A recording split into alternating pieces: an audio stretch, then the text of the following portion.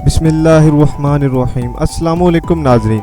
अगर आप इस भागती दौड़ती ज़िंदगी में सुकून की तलाश में हैं तो सिर्फ दो काम कर लें। जीते जी अल्लाह को प्यारे हो जाइए और नंबर 2 नेचर के करीब हो जाएं। खुदा की इस बनाई हुई कायनात को देखें और खुदा का शुक्र अदा करें। हमारे जैसे मुल्क जिसकी आधी से ज़ायद आबादी बमुश्किल से अपना गुजर बसर करती हो तो वहाँ ट्रैवलिंग सिर्फ एक ख्वाब हुआ करता है। लेकिन आज से हम आपको घर बैठे दुनिया की खूबसूरती दिखाने की एक छोटी सी कोशिश का आगाज़ करने जा रहे हैं। इस सीरीज़ में दूसरी वीडियोज़ के साथ साथ हर हफ्ते 1 से 2 ट्रैवलिंग वीडियोज़ भी अपलोड की जाएंगी।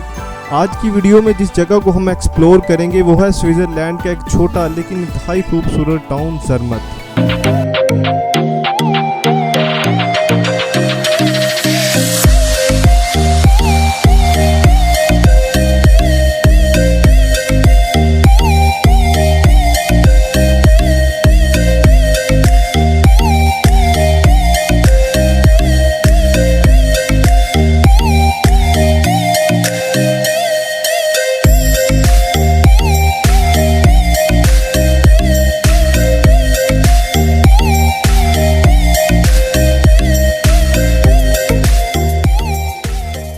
आज के सफ़र का बाकायदा आगाज़ करने से पहले आपसे इल्तमास है कि अगर आपने मुखबर टीवी को अभी तक सब्सक्राइब नहीं किया तो सब्सक्राइब कर लें और बेल आइकन पर ज़रूर क्लिक करें ताकि हर नई आने वाली वीडियो का नोटिफिकेशन आपको मिल सके।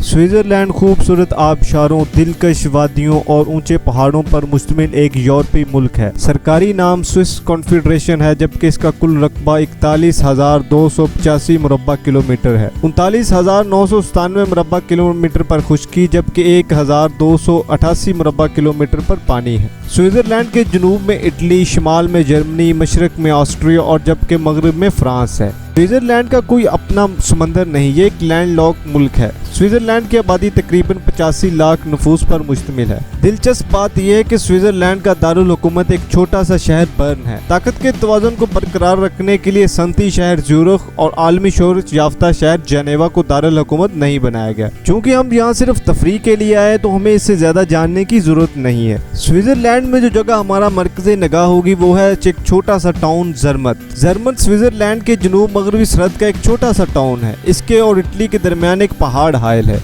ये अल्प्स की उतराइयों पर एक ख्वाब अंगीन गांव है जो अगर एक बार आप इसके अंदर घुस जाएं तो फिर कभी बाहर नहीं निकलेंगे। आप इसकी खुशबू, इसकी हल्की हल्की खुनकी और मोटर हॉर्न की चोटियों की हवाओं को मुसलसल महसूस करते हैं। आपने ऐसे गांव ख्वाब में देखे हैं या फिर किताबों में पढ़े होंगे।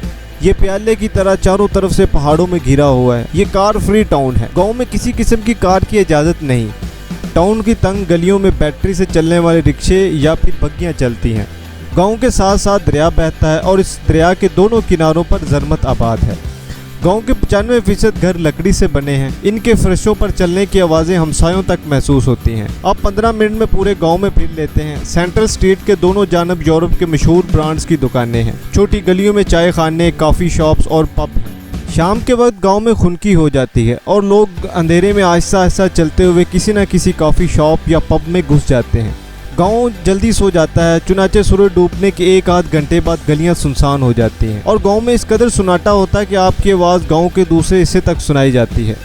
ये गांव बुनियादी तौर पर कोहे मोटर हॉर्न का बेस कैंप है। ये 4,478 मीटर ऊंचा पहाड़ है। ये नागा पर्वत और केटू की तरह सीधा है और मुश्किल पहाड़ है। यूरोप भर से कोपेमा मोटर हॉर्न की चोटी पर पहुंचने की ख्वाहिश लेकर ज़रमत आते हैं। मौसम खुलने का इंतजार करते हैं और इसके बाद मोटर हॉर्न की चोटी को छूने की दुआएं मांगते हुए ऊपर रवाना हो जाते हैं। ज़रमत के पहाड़ों में चरवाहे भी हैं। ये चरवाहे अपनी सेहतमंद और मोटी भेड़ों के साथ गांव में दाखिल होते हैं तो पूरा शहर भेड़ बकरियों की घंटियों से गूंज उठता है। स्विट्ज़रलैंड के चरवाहे अपनी भेड़ों और गायों के गलों में बड़ी बड़ी घंटियां बांधते हैं। आपको जगह जगह दुकानों पर मुख्तलिफ साइज की स्विस घंटियां मिलती हैं। आप दोस्तों को तोहफा देने के लिए ये घंटियां खरीद सकते हैं। स्विस चरवाहे बहुत दिलचस्प हैं। ये सुर्ख रंग की पतलून और वेस्ट कोट में मलबूस होते हैं। ये सुर्ख रंग की टोपी पहनते हैं और बाज़ चरवाहे तो कानों में आईफोन के एयरपोर्ट्स भी लगाए फिरते हैं। ये हमारे मुल्क के चरवाहों की तरह गंदे नहीं होते, इनसे बदबू भी नहीं आती और ये हंसमुख होते हैं। ताहम हमारे चरवाहों की तरह इनके हाथ में बड़े बड़े डंडे होते हैं और ये भेड़ बकरियों को डंडे दिखाकर सीधा रखते हैं।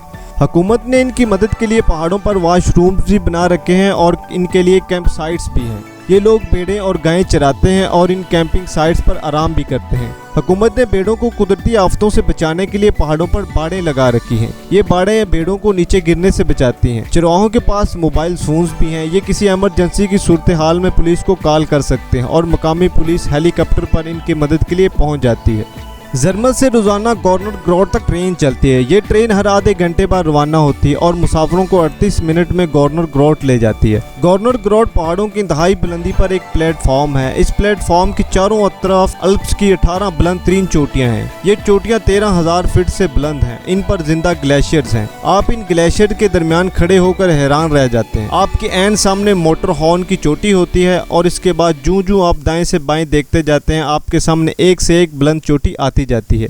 ये प्लेटफॉर्म एक छोटा सा शहर भी है। इस पर शॉपिंग सेंटर्स भी हैं, होटल भी हैं और 4-5 रेस्टोरेंट भी हैं।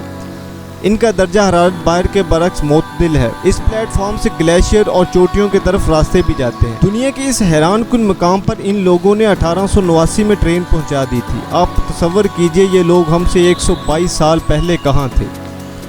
जरमल से एक दूसरा हैरान कुन सफ़र भी शुरू होता है। इस शहर से ग्लेशियर एक्सप्रेस के नाम से एक आरामदेह और लग्जरी ट्रेन चलती है। ये दुनिया में अपनी नौयत की अनोखी ट्रेन है। ये ट्रेन छत तक शीशे की बनी है। इसकी दीवारें और आधी छत शीशे की है। ये आपको स्विट्जरलैंड की खूबसूरत तरीन वादियों, पहाड़ों और झीलों में लेकर जाती है। ये 7.5 घंटे का सफ़र है जिसके दौरान मुसाफिरों को लंच भी सर्व किया जाता है।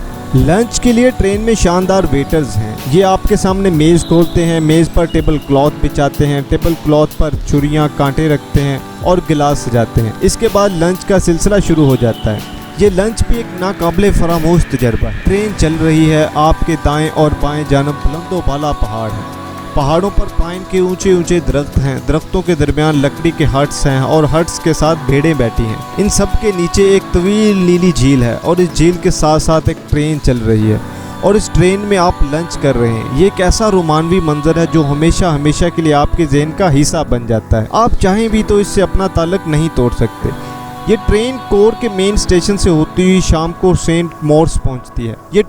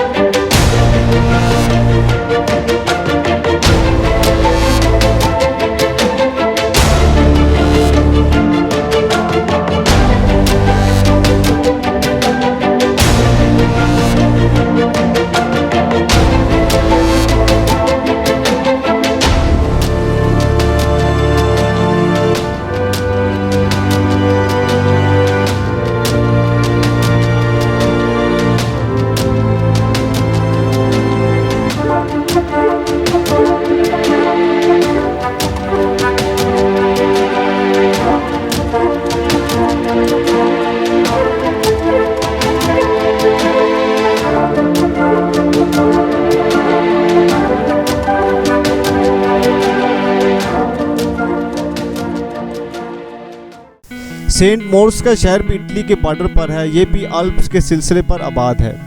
ये स्विट्जरलैंड का इंतहाई मसरूफ और महंगा तरीन तफरीही मुकाम है। इसकी वजह इसका सुकून है। ये भी ग्लेशियर्स के दामन में खूबसूरत झील के किनारे जदीद शहर है। लेकिन इस शहर में शोर शराबा और हुल्लड़बाजी नहीं है। लोग बहुत धीमी आवाज़ में बात करते हैं, आहिस्ता आहिस्ता चलते हैं। शाम के बाद शहर में सन्नाटा हो जाता है। कोई परवाज़ नहीं उतरती और आधे घंटे बाद बेल टावर की घंटियां इस सन्नाटे में शिगाफ डालती हैं। मगर बेल टावर के खामोश होते ही माहौल में सन्नाटा दोबारा आ जाता है। दुनिया भर के उमरा इस खामोशी और आहिस्ता आहिस्ता चलती ज़िंदगी से लुत्फ़ अंदोज़ होने के लिए सेंट मोर्स आते हैं और चंद दिन जहां गुजार कर वापस चले जाते हैं। शहर में महंगे अतालवी ब्रांड्स के बेशुमार आउटलेट्स भी हैं। अगर आप स्विट्ज़रलैंड आना चाहते हैं तो स्विट्ज़रलैंड की मुख्तलिफ कंपनियां दुनिया भर में सयाहों को मुख्तलिफ पैकेज ऑफर करती हैं। इस पैकेज में होटल्स और ट्रेन के टिकट भी शामिल होते हैं। ये कंपनियां आपको शेड्यूल बनाकर देती हैं। आप इस शेड्यूल के मुताबिक चलते जाते हैं और आपको तमाम ट्रेन भी वक्त पर मिलती हैं। आपके पहुँचने से पहले आपके होटल तैयार होते हैं। इसके साथ आप तफरीही मकामात पर भी वक्त पर पहुँच जाते हैं और वहाँ भी आपको टिकट्स के लिए लंबी लंबी कतारों में खड़ा नहीं होना पड़ता।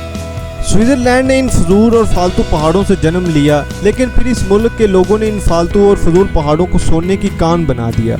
आज स्विट्जरलैंड हर साल सिर्फ सियाहत से 30 अरब फ्रांक कमाता है। एक फ्रांक हमारे 100 रुपए के बराबर है। स्विट्जरलैंड ने हीरो को तराशने, घड़ियों, चॉकलेट्स और डेयरी प्रोडक्ट्स को भी अपने लिए इंडस्ट्री बना लिया है और आज ये इनसे अरबों रुपए कमा रहा है। इसने अपने बैंकों को भी दुनिया की बहुत बड़ी इंडस्ट्री बना लिया है और ये भी स्विस हुकूमत को खरबों डॉलर दे रहे हैं। चुनाचे स्विट्जरलैंड की कामयाबी की एक लंबी स्टोरी है।